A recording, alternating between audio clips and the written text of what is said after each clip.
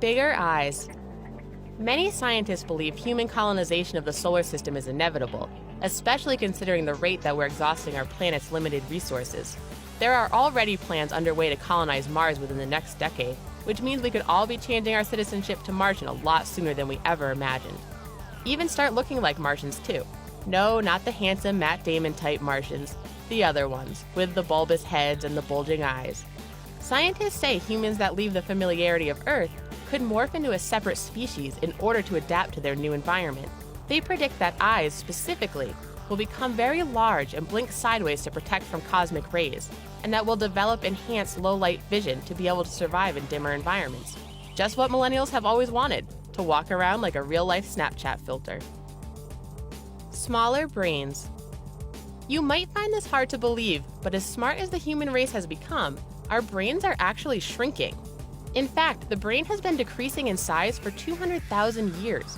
Over this time, we've lost about 10% of our noodles, which is equal to the size of a tennis ball. Scientists believe that the easier our lives become, the smaller our brains will be. But this doesn't mean we'll all be walking around wearing dunce caps. A smaller brain actually works more efficiently than a larger one, because the signals firing around in it have a shorter distance to travel.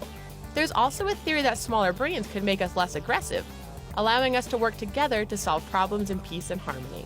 So the good news is that we won't be needing anger management classes or additional math classes. But the bad news is we'll have to buy all new hats and sunglasses to fit our teeny tiny heads.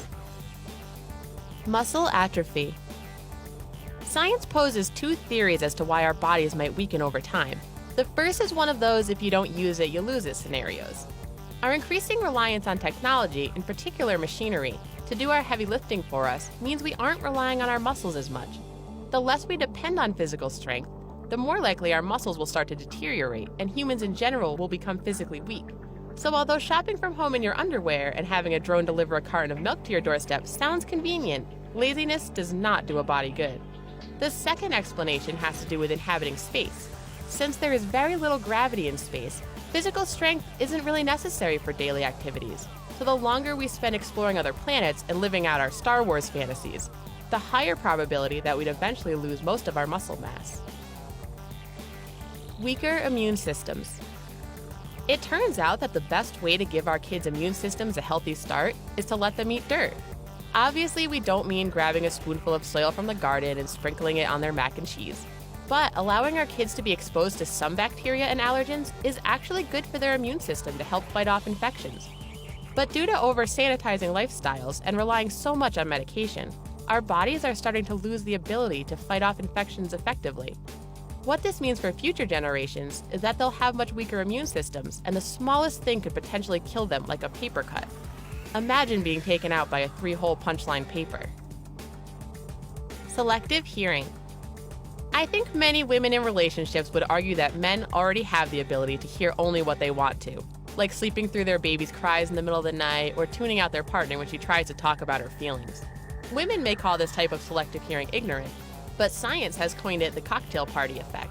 Humans have the remarkable ability to focus on a single conversation in virtually any environment, even if that person's voice is drowned out by other noises or voices nearby. This is all done in the brain, but as we evolve, we could develop a mechanism in our ears to shut out unwanted sounds, just like how we can close our eyes to avoid an unpleasant sight. Being able to actively tune out things could prove to be valuable in this social media age of keyboard warriors and oversharers.